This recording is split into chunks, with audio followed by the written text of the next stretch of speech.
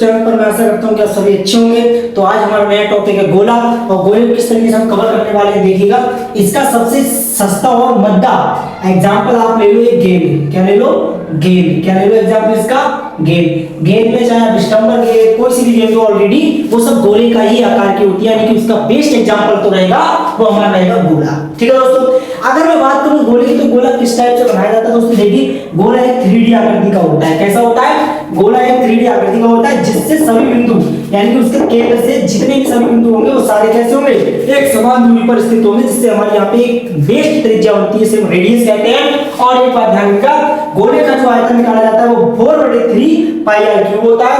गोले का जो संपूर्ण पृष्ठीय क्षेत्रफल होता है, एक मिनट, गोले का संपूर्ण नहीं, गोले का संपूर्ण वक्र यानी कि दोनों पृष्ठीय क्षेत्रफल यही होते हैं। गोले का वक्र क्या दोस्तों?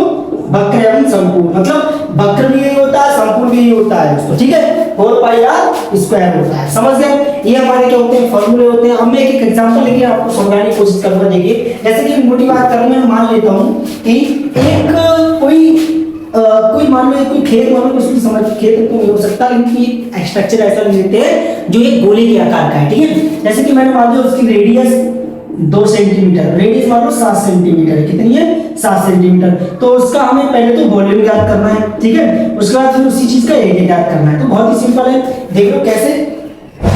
यहाँ पे इसको मैं मिटा देता हूं।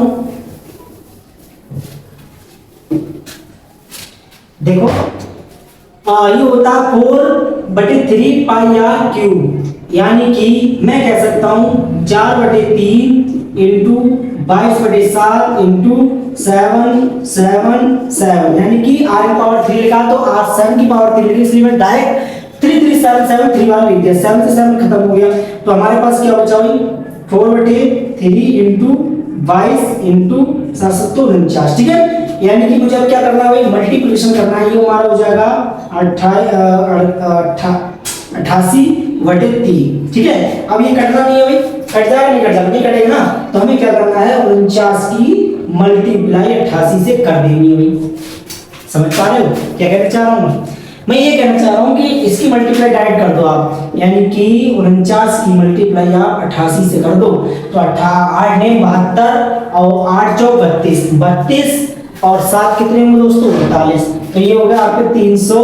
ये उसके बाद सेम प्रोसेस यही आएगी, काट दो, 2 11 एक कैरी जाएगा, ये हो जाएगा 12 13 और ये हो जाएगा आपका 4, मतलब 4300। ये आ गया आपका, इसको 3 से भाग देना है, तो मतलब 4300 को 3 से भाग दोगे, 3 एकम 3 हो जाएगा, 3 एकम 3 बचा 1, 3 चौक 12, 3 चौक 12 बचा 1, उतारा 1, 3 3 9। ठीक है, तो बचा कितना?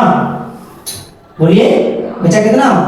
2। ठीक है, उतारेंगे 2, 3 7 तो 21, 1 से इस पर हो जाएगा दोस्तों। ठीक है, अगर एक मान लगा रहे हो, फिर मैं ये बचेगा, एक बचा मान लो हमारे पास पॉइंट लगाया, 0 बढ़ा लिया, 3 3 9, ये चलता रहेगा, तो 3 को बाहर आ जाने की 1437.3 बार। ठीक है, ये इसका फाइनली आंसर निकल के आ जाएगा दोस्तों। कितना आएगा?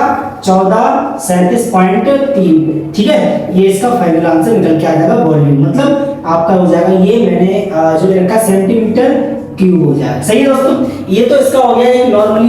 ठीक है, अब इसके क्षेत्रफल की अगर मैं बात करूं, तो क्षेत्रफल भी बहुत ही आसानी से मैं निकाल सकता हूं। देखिए कैसे, इस टाइप से मैं निकाल सकता हूं क्षेत्रफल।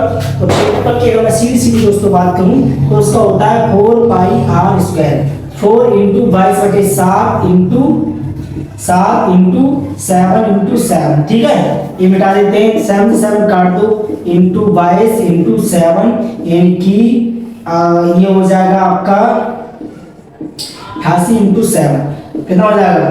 8 7 56, 56 के 6 8 7 56, 56 और 5 कितना हो जाएंगे? 61। तो ये हो जाएगा 616। तो 616 सेंटीमीटर स्क्वायर इसका फाइनल आंसर हो जाएगा। कल की वीडियो जो हमारे रहने वाला है वो हमारा सीधा सा रहेगा अर्धगोला। तो अर्धगोला मैं आज ही खत्म कर सकता हूँ, लेकिन थोड़ी आप देख सकते हो मेरी स्थिति क्या हो रही है, बहुत ही ज्यादा गर्मी महसूस हो रही है, टेम्परेचर हायर है, इसलिए मैं उस टॉपिक को कल लेके आऊंगा। आज मैंने जो आपको गोला पढ़ाया है उसको ध्यानपूर्वक आपको समझ में आ गया होगा। ठीक है, थैंक यू।